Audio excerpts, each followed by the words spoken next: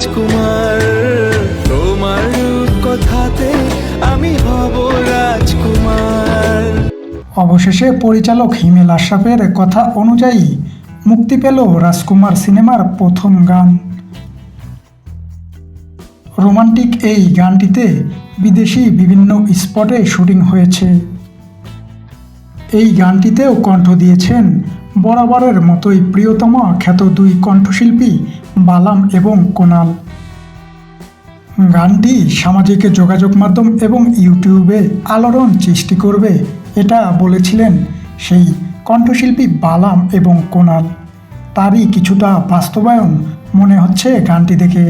গানটির চিত্রধারণ ছিল দুর্দান্ত, তাছাড়া মনোরম লোকেশনে শাকিব খান এবং কটনি কপির রসায়ন আপনাকে মুগ্ধ করবে। আসন্ন ঈদ উল ফিতরে রাজকুমার সিনেমাটি মুক্তি পাবে, তাই তো জোর কদমে চলবে এর প্রচারণা। সেই প্রচারণা থেকেই আজ মুক্তি পেল অফিসিয়াল একটি রোমান্টিক গান। মেঘ সরিয়ে আকাশ